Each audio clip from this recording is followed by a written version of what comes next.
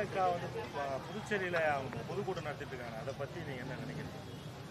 நான் பொதுக்கூட்டம் நடத்தினேன். இந்த 2 நாளைக்கு முன்னாடி உளுந்தூர்பேட்டையில் சாதிவாரி கணக்கெடுப்பு, சமூக நீதி, பஞ்சமர நில மீட்பு, தேவேந்திரர் எங்களை பட்டியலிருந்து வெளியேற்றுங்க. அதை இந்த மாதிரி கூட்டம் நடத்துறாரு சீமான். அதை பத்தி நீங்க என்ன நினைக்கிறீங்கன்னு எத்தனை கட்சி தலைவர்கிட்ட கருத்து கேட்டீங்க தம்பி? இந்த அண்ணன் கிழிச்சு வச்சுக்கார மாதிரி இவருக்கு ஒரு சீட் எடுங்கன்னு இருக்கீங்க. நான் என்ன சொல்றேன் அதை பாரு, நான் என்ன பேசுறேன், நான் என்ன சொல்றேன் அதுக்கு கேள்வி. புதுச்சேரி மாநிலத்துக்கு தனி அந்தஸ்து கேட்கிறாரு. முதல்ல கேட்டவன் நான் இருக்கேன், என்கிட்ட கேளுங்க. நான் தான் மாகே ஏனம் வேணாம், மாநில உரிமை வேணும்னு முழக்கத்தை முன் வச்ச ஆளு நான் தான் முதல்ல.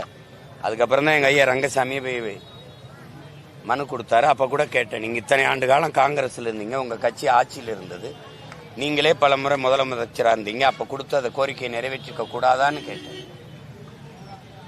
இப்ப அந்த நான் முன் வச்ச கோரிக்கை வலுப்பெறுவதில் எனக்கு மகிழ்ச்சி. அது தம்பி விஜய் அதே கருத்தை வலியுறுத்தி பேசுவதில் எனக்கு மகிழ்ச்சி. நாங்க மாநில உரிமை கோருகிறோம். மாகையும் ஏனமும் வேணாம், எடுத்துக்க, எனக்கு என் மாநில உரிமையை கொடுன்னு கேட்கிறோம். அந்த கருத்தை வலுப்படுத்தும் விதமா தம்பி அந்த கோரிக்கையை வச்சிருப்பதில் நான் வரவேற்கிறேன், வாழ்த்துறேன். ஆனால் தொடர்ந்து நாங்க அந்த கோரிக்கையை வலியுறுத்தி முன்னெடுப்போம்.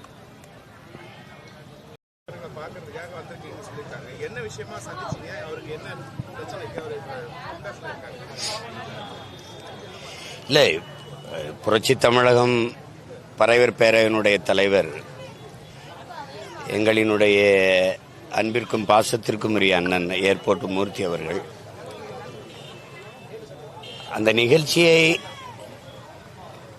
அந்த நிகழ்வை பார்த்த எல்லாருக்கும் தெரியும்.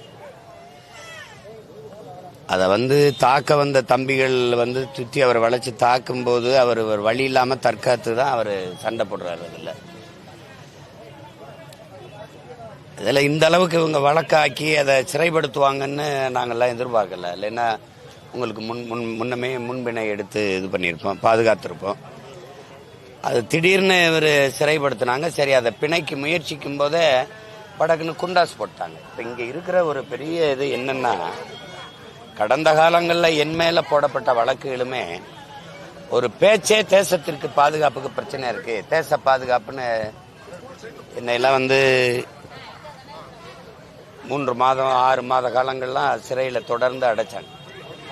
ஒரு முகநூல்ல ஒரு பதிவிடுவது, ஒரு அரசுக்கு எதிராக ஒரு கருத்தை பதிவு செய்வது, பேசுவது, இதையெல்லாமே குண்டாசு இதில் சேர்க்க. எது குண்டாசுக்குன்னு ஒரு வரையறை இருக்குல்ல, அது எதை செய்யறது? அப்போ கொலை பண்ண நாங்கள்லாம் பார்க்கும்போது கூட்டமாக போய் கொலை செய்யறது, அதெல்லாம் குண்டாசு ஆட்சி, குண்டாசு ரூல், இதெல்லாம் குண்டாசு வேலை அப்படிம்பாங்க. பேசுறது எழுதுறதெல்லாம் குண்டாசுல வந்துருச்சுன்னா அப்ப உண்மையிலே குண்டாசு எது? மலையை வெட்டி கொண்டு போறவன், கொலை செய்யறவன், வன்புணர்வு செய்து கொலை செய்யறவன், ஊழல் லஞ்சம் பெறவன், மலைகளை வெட்டி ஏத்துறவன், மணல் அள்ளி விற்கிறவன், இந்த மாதிரி அநீதி செயலை செய்யறவன்லாம் நேர்மையால நல்லவன். இது அதை எதிர்த்து பேசுறவன் குண்டாசுன்னா இது எப்படி? என்ன சொல்ல தோணுதுன்னா, அண்ணல் அம்பேத்கர் சொல்றாங்க, அதிகாரம் மிக வலிமையானதுன்னு சொல்றாங்க. ஆனால் இந்த அதிகாரம் மிக கொடுமையானதா இருக்குது. அதுதான் இங்க இருக்கிறது, ரொம்ப கொடுமையானது இது. இப்ப இதுல இவ்வளவு காலம் வச்சிருக்கணுமா? இப்ப நீதிபதிகள் அறிவுறுத்தல் குழு என்று போடுறாங்க, எனக்கும் போட்டாங்க 2 முறைக்கு மேல. அது என்ன, அது எதுக்கு அறிவுறுத்துது, என்ன அறிவுறுத்துது? எல்லா விளக்கங்களையும் கேட்குது, விளக்கங்களையெல்லாம் நம்ம ஒப்படைக்கிறோம். இது பொய்யாக இப்படி தேவையில்லாம பழி வாங்குறதுக்காக புனையப்பட்ட வழக்கெல்லாம் ஒப்படைச்ச பிறகும் இல்ல இந்த குண்டாஸ் போட்டது செல்லும்னு சொல்லுதுன்னா அப்புறம் அந்த அமர்வே அவசியமற்றது.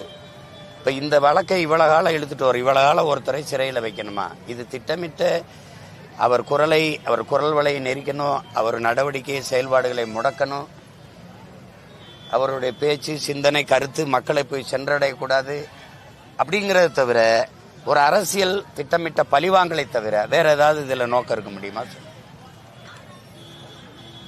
அது 90 நாள்ல கொலை பண்ணவன் வெளியில வந்துடுறான். 90 நாள் தான், 30 நாள்ல வெளியில வந்தவன்லாம் இருக்கான். உரிய சான்றுகளோட நிரூபிக்கல அப்படின்னு, சான்றுகளோட நிரூபிக்கல, அந்த குற்றத்தை உறுதிப்படுத்தலைன்னு வெளியில விட்டதெல்லாம் இருக்கு. இந்த காட்சியை பார்த்தவங்களுக்கு தெரியும் அவர் மேல குற்றம் இல்லைன்னு. சரி கைது பண்ணிட்டீங்க, சிறைப்படுத்திட்டீங்க, அதுக்கு குண்டாஸ் போட்டு 4 மாசம் 5 மாசம் வைக்க வேண்டிய தேவை என்ன இருக்கு? அவரை சார்ந்து குடும்பம், அவருடைய வருவாயை சார்ந்து குடும்பம், அவருடைய பிள்ளைகள், இப்ப தந்தை இல்லாத கணவன் இல்லாத அந்த குடும்பத்தை நிர்வகிக்க அவர் துணைவியார் வீட்டில் இருக்கிறவங்க எல்லாம் என்ன பண்றது? வாடகை வீட்டில் இருக்காரு, சரி வாடகை யார் கட்டுவா? இதெல்லாம் சமூகம் எப்படி எதை நோக்கி நகர்ந்து போகுதுன்னு பாருங்க. இதே மாதிரிதான் என் தம்பி வராகி, அவன் ஒன்றும் இல்லை, ஒரு வலையொலி, அவனை வைக்க முடியாத அளவுக்கு சிறையில் வச்சு பார்த்தாங்க. அப்புறம் வராகி ஒரு வலையொலி திறக்க போறாங்க. அந்த வலையொலி திறக்கிறது காலையில அவன் என்னைய வச்சு, நான் திறக்க போகும்போதே கூப்பிட்டுட்டேன், என்னை கூப்பிடாதரா, என்னை வச்சு திறந்தேன்னா அது ஒரு பிரச்சனையாகும்னு.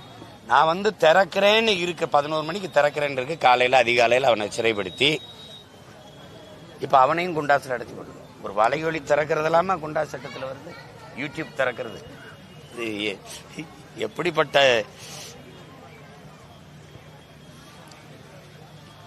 எல்லாம் சட்டத்துக்கு உள்ள கட்டுப்பட்டு இயங்குவாங்க. திமுகவினுடைய ஆட்சியில் இருக்கிற அதிகாரிகள், அதுவும் உயர் காவல்துறை அதிகாரிகள் சட்டத்தை மீறி இயங்குவாங்க, சட்டத்து எல்லையை தாண்டி இயங்குவாங்க. அவங்க அரசு என்ன சொல்லுதோ கைது பண்ணுவாங்க. அண்ணன் சொல்றாங்க ஏர்போர்ட் மூர்த்தி, சின்ன சின்ன பிள்ளைகள், படிக்கிற பிள்ளைகள் மேலாம் கஞ்சா வச்சு, கொக்கைன் வச்சு, மெத்தப்பட்டமே நவீன் வச்சிருந்தான்னு சொல்லி பச்சை பச்சை பிள்ளைகள்லாம் உள்ளதுக்கு போட்டிருக்க, 18-20 வயசு பிள்ளைகள் எல்லாம் உள்ளதுக்கு போட்டு படிச்சிருக்க பிள்ளைகள்லாம் அவன் வாழ்க்கையை நாசம் பண்றது. இது இப்படி ஒரு சமூகமா?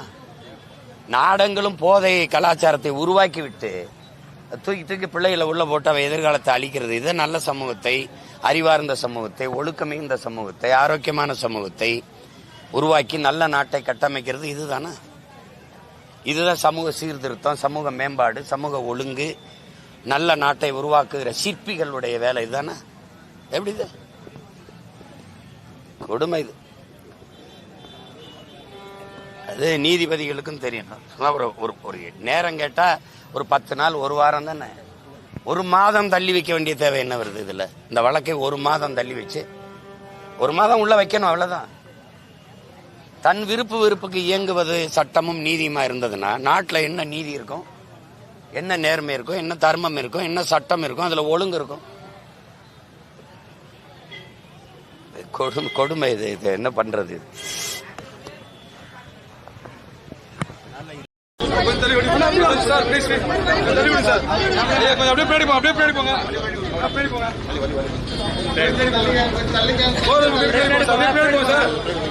அப்படியே எடுத்து பின்னாடி போங்க, பின்னாடி போங்க,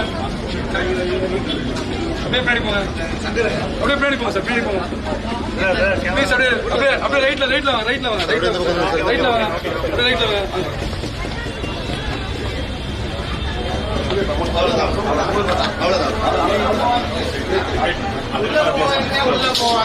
காலேஜ் போ